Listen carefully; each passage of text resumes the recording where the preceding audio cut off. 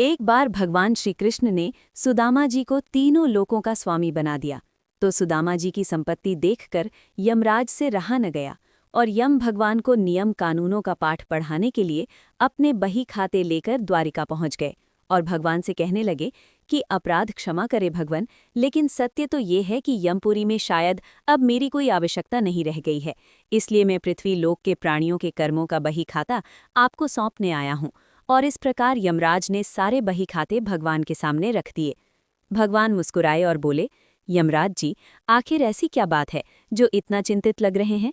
यमराज कहने लगे कि प्रभु, आपके क्षमा कर देने से अनेक पापी एक तो यमपुरी आते ही नहीं हैं, वे सीधे ही आपके धाम को चले जाते हैं, और फिर आपने अभी अभी सुदामा जी को तीनों लोकों का दान दे दिया है, सो अब हम कहाँ जाएं?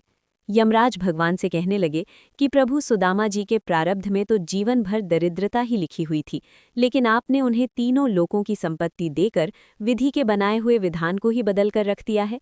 अब कर्मों की प्रधानता तो लगभग समाप्त ही हो गई है। भगवान बोले कि यम, तुमने कैसे जाना कि सुदामा के भाग्य में आजीवन दरिद्रता का योग है? यमराज ने अपना बही खाता खोला तो सुदामा जी के भाग्य वाले स्थान पर देखा तो चकित रह गए। देखते हैं कि जहाँ श्री क्षय, संपत्ति का क्षय लिखा हुआ था, वहाँ स्वयं भगवान श्री कृष्ण ने उन्हीं अक्षरों को उलटकर उनके स्थान पर यक्ष श्री लिख दिया, अर्थात कुबेर की संपत्ति। भगवान बोले कि यमराज जी, शायद आपकी जानकारी पूरी नहीं है।